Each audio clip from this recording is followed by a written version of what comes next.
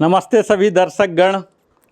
एक बुद्धिमान व्यक्ति वही है जो खुद को समझ ले और एक महान व्यक्ति वही है जो दूसरे की भावनाओं को समझ ले। अब कहानी शुरू होती है।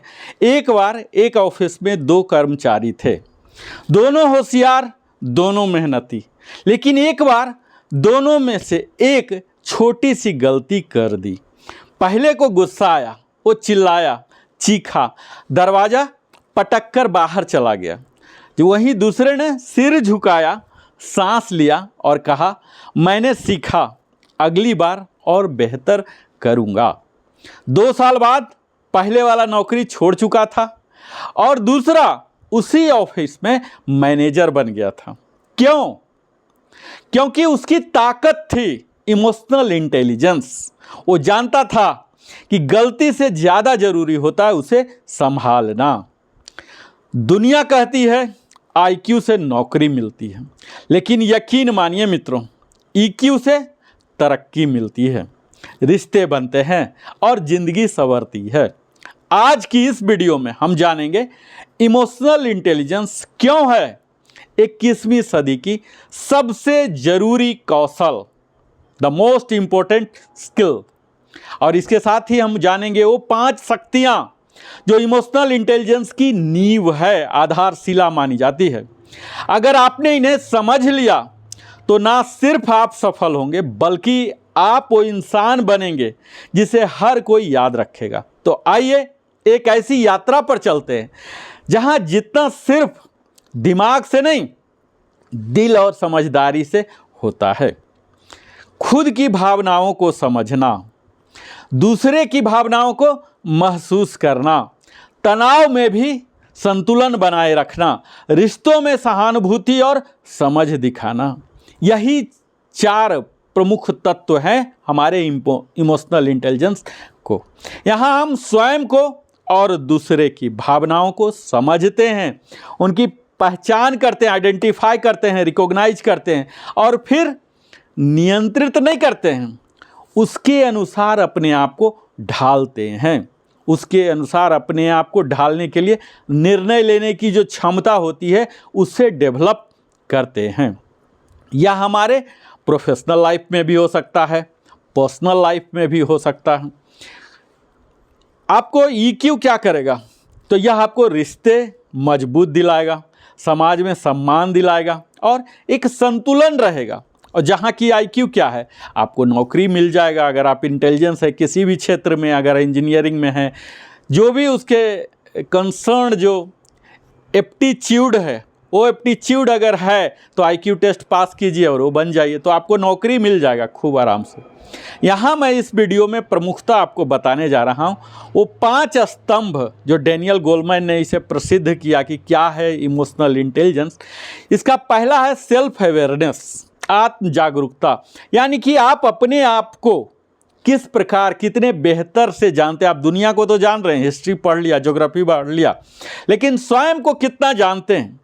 तो यह आत्म जागरूकता हमारी वह क्षमता है जिससे हम अपनी भावनाओं, विचारों और व्यवहारों को उसी क्षण पहचान पाते हैं जब वो जन्म ले रहे होते हैं, यानी कि हमारे मन में जब उत्पन्न होते रहते उसी समय हम जान जाते हैं। यह हमारी आंतरिक बुद्धि की पहली सीढ़ी होती है। अब मान लीजिए कि आपको किसी मित्र ने कहा, बात में नीचा दिखाया, पुल डाउन कर रहा, टॉन्टिंग कर रहा, तो अगर आप आत्म जागरूक हैं तो आप तुरंत महसूस करेंगे कि मुझे अपमानित महसूस हो रहा, बजाय इसके कि आप तुरंत गुस्सा कर लें, उसका जवाब नहीं देंगे, आप शांत रहेंगे। अब इसके लिए सुझाव क्या है? तो कहा जाता है name it to tame it, इसका अभ्यास करें, यानी कि अपनी हर भावना को नाम दें। जैसे उदासी हो गया, निराशा हो गया, हर्ष है, डर है, तो रोज रात 5 मिनट के लिए सेल्फ रिफ्लेक्शन करें कि आज मेरे साथ क्या हुआ और मैंने क्यों ऐसा महसूस किया, इस पर आप विचार करें। Why behind the why, 3 times why पूछें। एक भावना के पीछे कारण खोजें। जैसे मैं नाराज हूँ क्योंकि मेरी बात नहीं सुनी गई, मुझे बात क्यों सुनवानी थी? क्योंकि मुझे स्वीकार्यता चाहिए था, एक्सेप्टेंस चाहिए था, एक्नॉलेजमेंट चाहिए था, रिकॉग्निशन चाहिए था। तो आखिर बात क्या है, उस बात को पहचानिए। दूसरा स्तंभ है आत्मनियंत्रण, सेल्फ रेगुलेशन।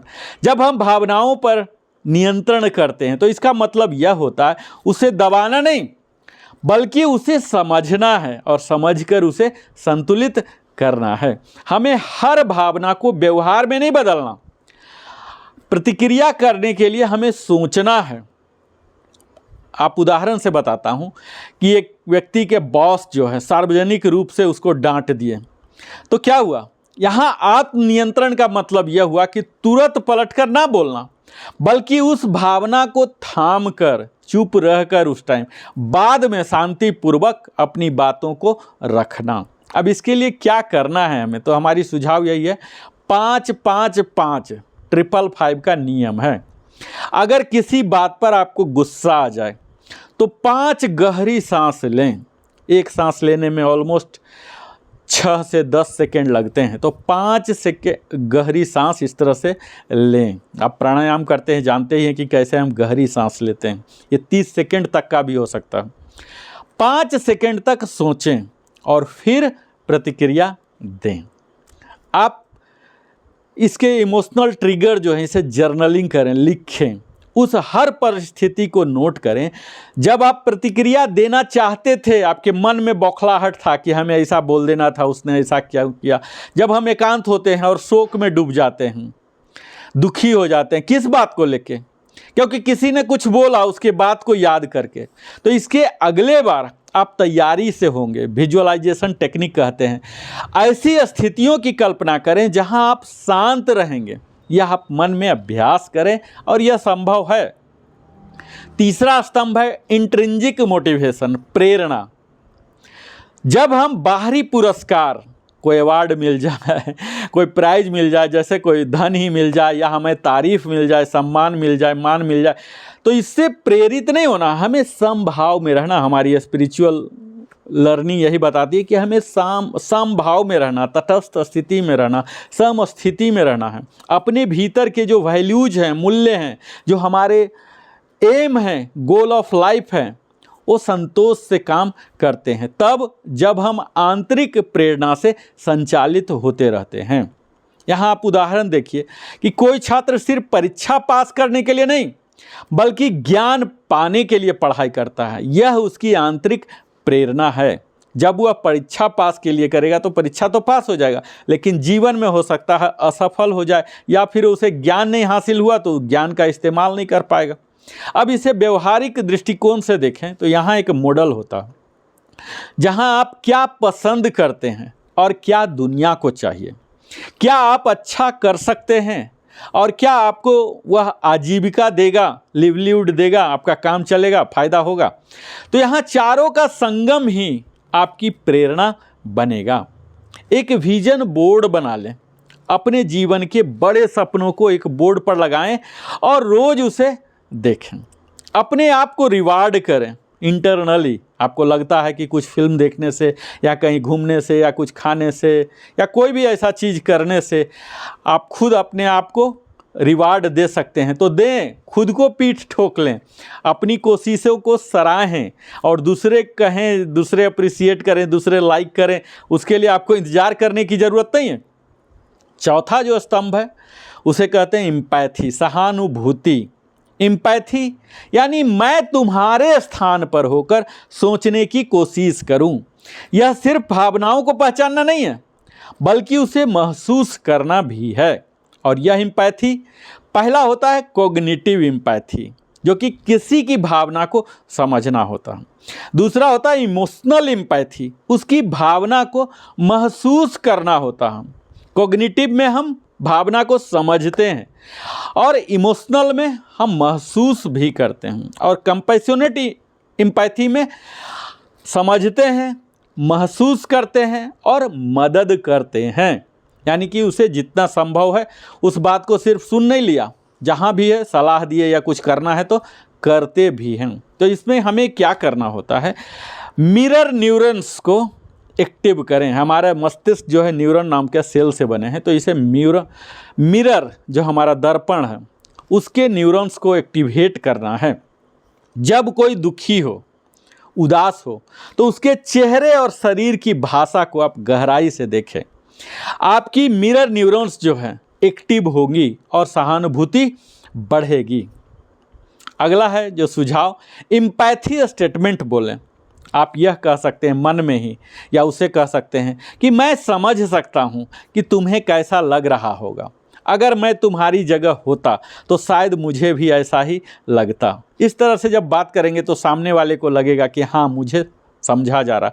और जज ना करें, कोई कैसा भी हो, पहले उसे समझने की कोशिश करें, उसके पीछे का दर्द देखें। ऐसा नहीं कि तुरंत एकदम फरमान काट दिया। कहा जाता है कि हर कोई जज बनता है और अपने लिए वकील बनता है, तो आप जज ना बने। और अंतिम जो स्तंभ है, पांचवा, सामाजिक कौशल, सोशल स्किल। यह भावनात्मक बुद्धिमत्ता का बाहरी प्रदर्शन है जो कि दूसरे के साथ कैसे तालमेल बिठाते हैं। हमारी कम्युनिकेशन स्किल है, हमारी बॉडी लैंग्वेज है, हमारा हाव भाव है, चाल चलन है, भाषा है, भाव भंगिमा है। उन्हें समझते हैं, संबंध बनाते हैं और बनाए रखते हैं। आप एक उदाहरण से देख लीजिए, एक ऐसा लीडर जो अपनी टीम की भावनाओं को ध्यान में रखकर संवाद करता है, लोगों को सम्मान देता है और विवादों का शांति से हल करता है। अब यहाँ हमारे लिए क्या सुझाव है, तो यही है, असर्टिव कम्युनिकेशन सीखें, अपनी बात साफ कहें, बिना गुस्सा और आक्रामकता के कहें। फीडबैक कल्चर विकसित करें स्वयं में। यह एक अच्छा काम था, लेकिन इसमें सुधार हो सकता है। आलोचना को ज़्यादा तवज्जो न दें, आलोचना को विनम्रता से लें अगर कोई बोल भी रहा है तो, और अगर आलोचना करना भी है तो विनम्रता के साथ करें। ऐसा न है कि उसे बहुत ही ज़्यादा आक्रामक लगे। अगला जो सुझाव है, कन्फ्लिक्ट मैनेजमेंट। टकराव को टाले नहीं, समझदारी से सुलझा लें। कई लोग होते बाद में हम देखेंगे करेंगे, नहीं, उसे सुलझाने का प्रयास करें। लिसन फर्स्ट, रिस्पॉन्ड लेटर, यह नियम आप बना के चलें। तो भावनात्मक बुद्धिमत्ता के लिए क्या है, 3 सुपर टिप्स मैं आपको बताऊंगा। पहला है ध्यान, माइंडफुलनेस को दैनिक आदत बना लें। 10 मिनट रोज आप सुबह जब एक्सरसाइज करते हैं, योग करते हैं, आसन करते हैं, उसी के बाद जब प्राणायाम करते हैं उसके बाद ध्यान भी करें। रात में सोने से पहले कर लें, बिस्तर पर जाने से पहले 10 मिनट अगर आप कर लेते हैं तो अपने श्वास और विचारों पर ध्यान दें। अगला टिप्स मैं यही बताऊंगा कि भावनात्मक व्याकरण सीखें। 10 तरह की भावनाओं के नाम रोज लिखें, जैसे शर्म, संकोच, उत्सुकता, पछतावा, श्रद्धा, आस्था, अहंकार, लोभ, काम, क्रोध, ये सब आप लिख सकते हैं। इमोशनल फिटनेस रूटीन बनाएं, जैसे शरीर के लिए हम एक्सरसाइज रिजाइम बनाते हैं कि आज क्या करना है, कल क्या करना है, पूरे वीकली रिजाइम बनाते हैं, वैसे ही हमें अपने आत्मा के लिए भी बनाना है। स्पेशली रात में सोने के टाइम चेक इन कीजिए कि क्या क्या हमने आभार प्रकट किया, क्या ग्रेटिट्यूड प्रकट किया, क्या कृतज्ञता का अभ्यास कीजिए और सदैव सकारात्मक संवाद ही कीजिए। अब जरा एक पल के लिए रुकिए और खुद से यह बात कीजिए कि क्या मैं अपने भावनाओं का मालिक हूँ या उसकी कठपुतली हूँ? क्या सिर्फ दूसरे को दोष देता हूँ या खुद को समझने का भी कोशिश करता हूँ? हमारे ग्रंथों में लिखा है, जिसने मन को जीत लिया उसने संसार जीत लिया, और यह तलवार से नहीं, शब्दों से, समझ से, संवेदना से, धैर्य और करुणा, जो पेशेंस और कंपैशन से। अगर आज की ये बातें आपकी दिल में कहीं उतर गई हो तो एक प्रण कीजिए कि अगली बार जब आपको क्रोध आए, अहंकार आए, तो आप ठहरेंगे। जब कोई रोए तो आप उसे समझेंगे, उसे चुप कराएंगे, शांत कराएंगे, और अगर जीवन डगमगाए तो आप स्वयं को संभालेंगे, क्योंकि यही भावनात्मक बुद्धिमत्ता है और यही है असली ताकत। असली शक्ति जो इंसान को इंसान बनाती है। तो अगर आपको यह वीडियो पसंद आया तो अवश्य ही लाइक करें, अपने सगे संबंधियों के साथ भी साझा करें, और लिविंग हैप्पीली में अगर पहली बार आए हैं तो अवश्य ही सब्सक्राइब करें और बेल आइकन अवश्य ही पुश करें। कमेंट के द्वारा आप बता सकते हैं, पूछ सकते हैं। आपको नरेंद्र कुमार वेलनेस कंसल्टेंट की ओर से हृदय की गहराई से मैं आभार प्रकट करता हूं। फिर मिलता हूं अगले वीडियो में। जय हिंद।